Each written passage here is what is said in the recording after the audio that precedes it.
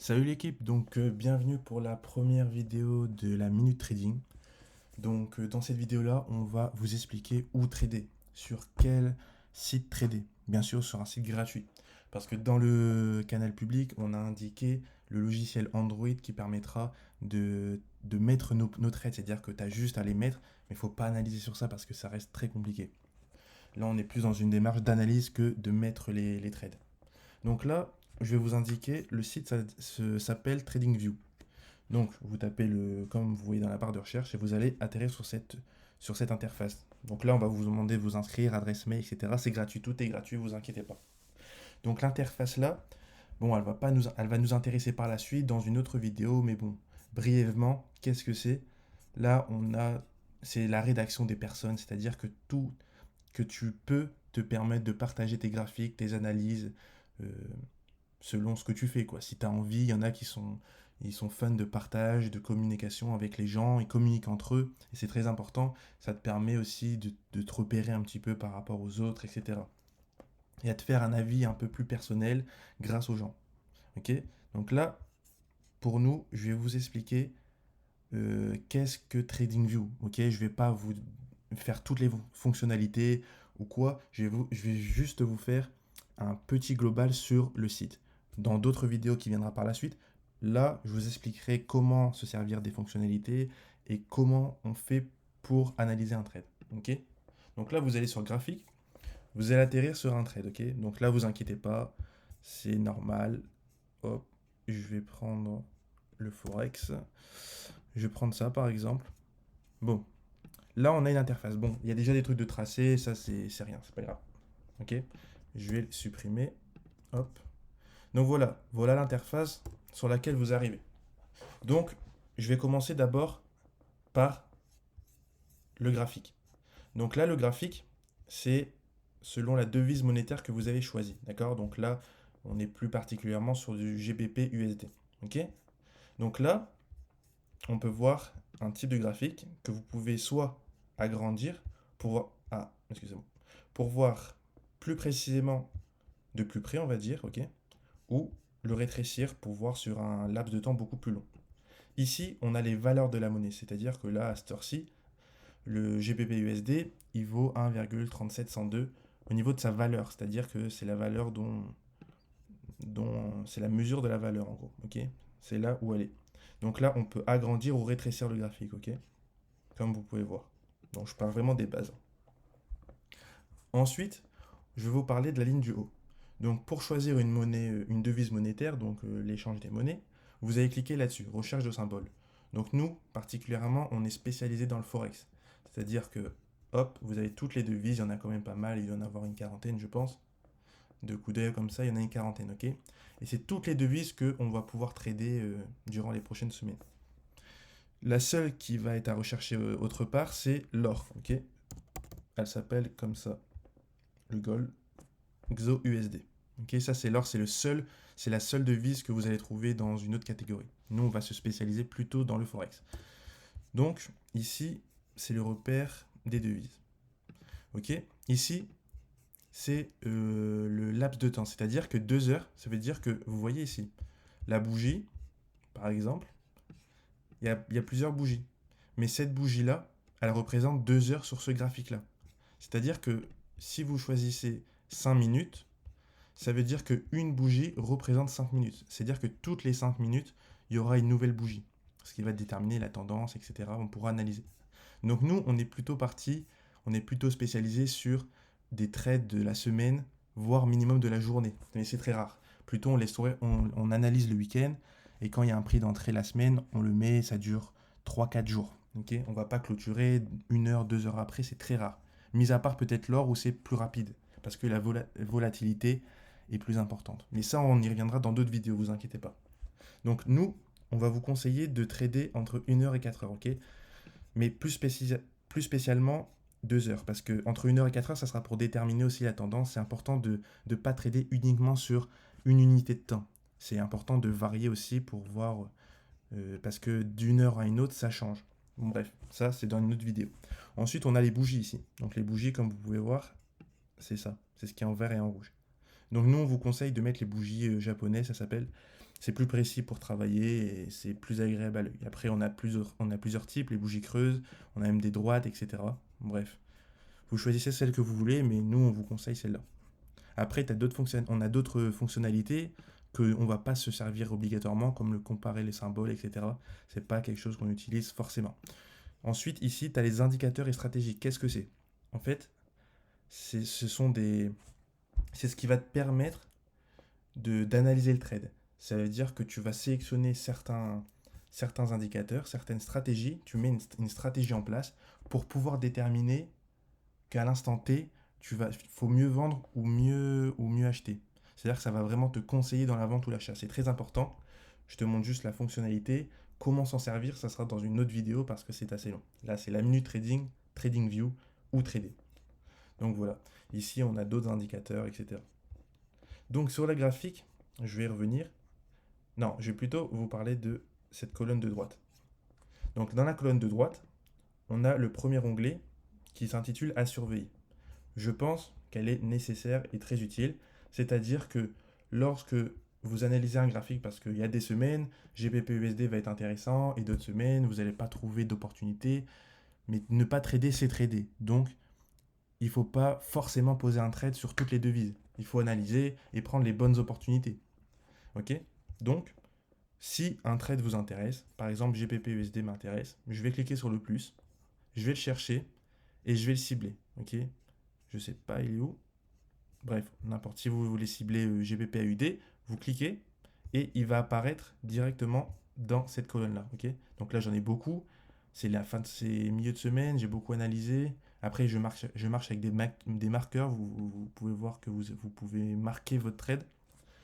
Donc voilà, ça c'est important. Ça vous permet de rester focalisé sur les trades que vous avez. Ensuite, on a un onglet alarme. L'alarme, c'est quoi? C'est-à-dire que quand vous avez fait une analyse du graphe, de la tendance, etc., vous avez déterminé selon une stratégie plusieurs caractéristiques, vous allez avoir un prix d'entrée, c'est-à-dire c'est un moment où vous allez vendre ou acheter. Mais pour vous, vous n'allez pas être devant votre PC toute la journée. Je veux dire, le graphique, il y en a plusieurs, vous avez d'autres choses à faire. Donc, vous allez mettre une alarme. Vous voyez le plus là, à droite. C'est-à-dire que quand la bougie, imaginons que je veux que le, la bougie, quand elle atteindra ce niveau-là, je cliquerai sur le plus et je mettrai une alarme. Donc ça va se mettre juste ici. Elle est active, ça veut dire que quand la bougie va atteindre ce niveau d'entrée, cette valeur, vous pourrez par la suite vendre ou acheter. Ok, ça va vous émettre un signal sonore pour éviter de regarder toute la journée le graphique si il est au bon prix d'entrée ou pas. Je pense que c'est important, ça nous fait gagner du temps et donc de l'argent.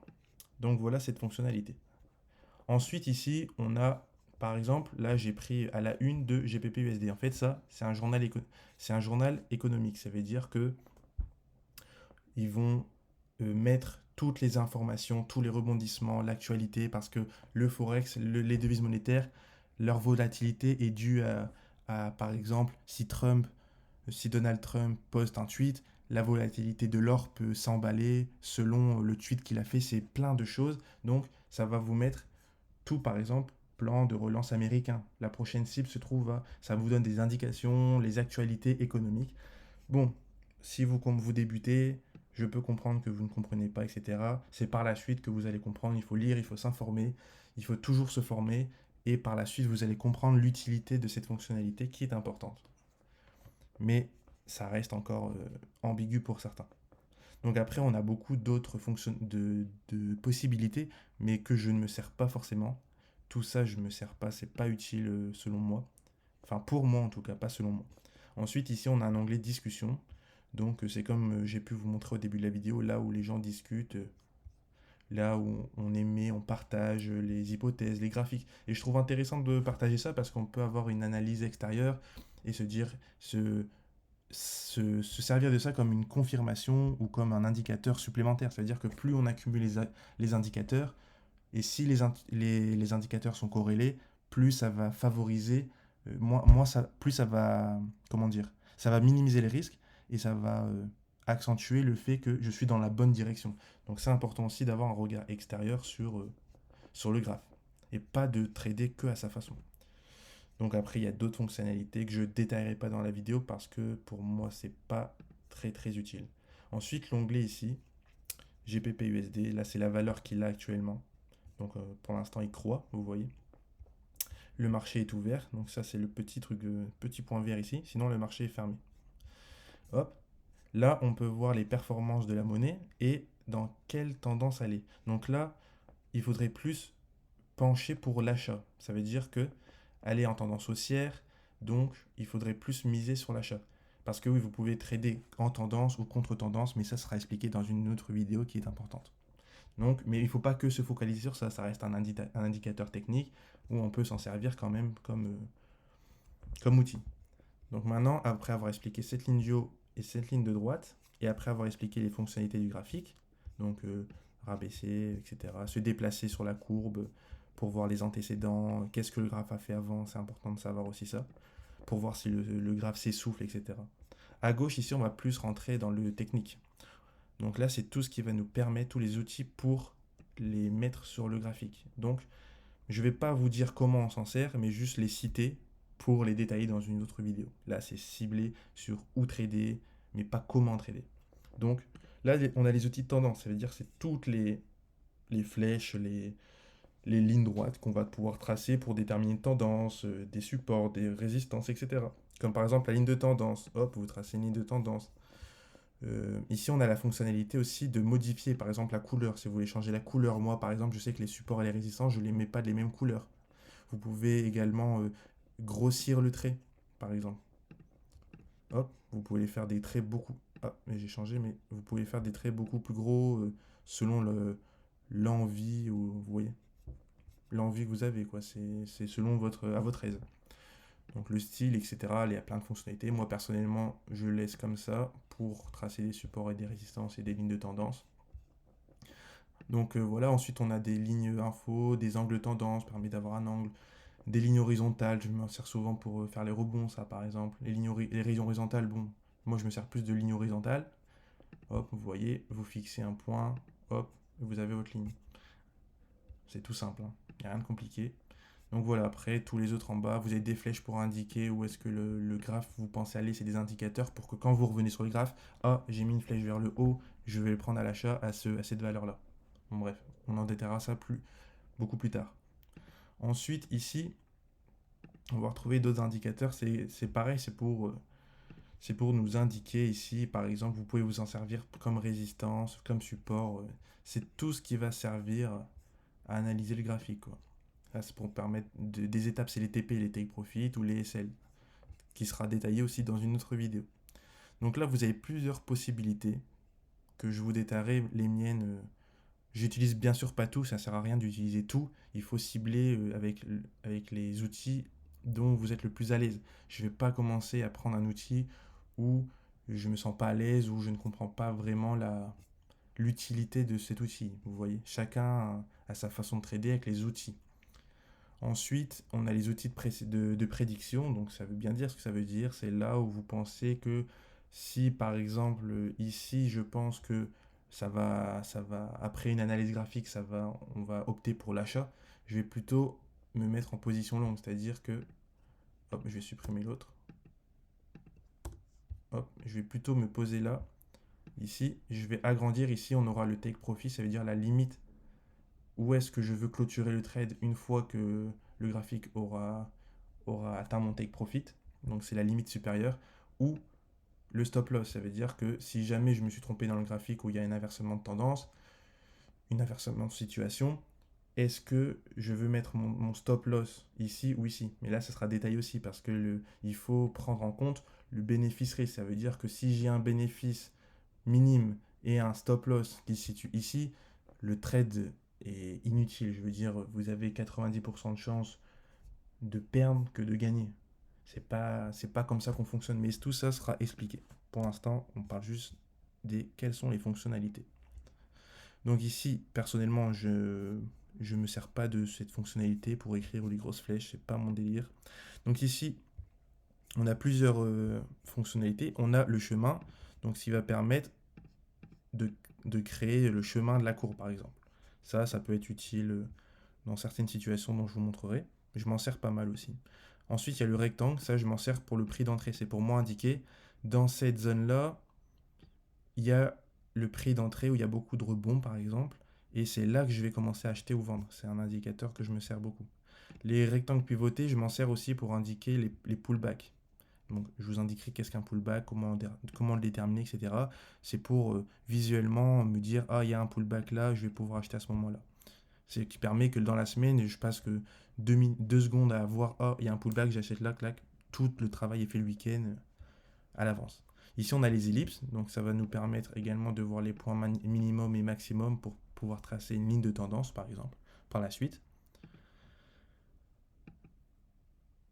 Donc on est là, les ellipses, après les autres, je m'en sers pas forcément. Donc celle-là, j'ai dit non.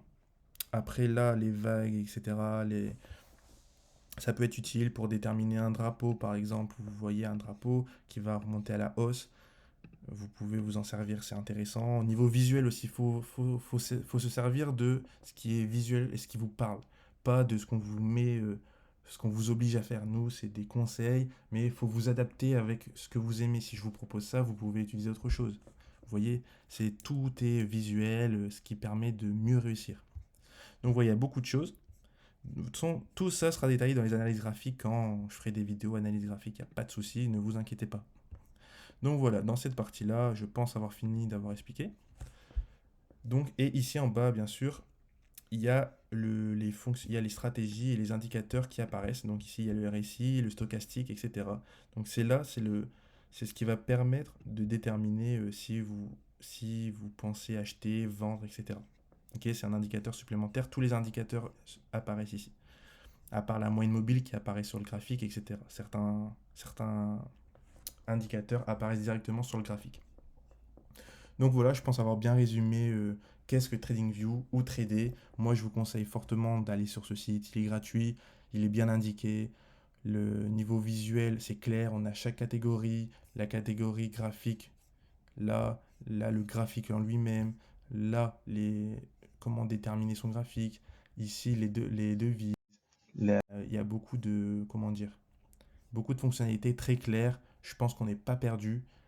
Euh, S'il y a un minimum de recherche et d'information, juste avec cette vidéo-là, je pense que vous êtes capable de vous en servir, ou en tout cas de comprendre la logistique de ce logiciel, quoi, enfin de ce site internet. Donc voilà, en tout cas, j'espère que la vidéo, elle vous a plu. C'est la première vidéo de la Minute Trading, donc on se retrouve pour une prochaine vidéo, et à la prochaine.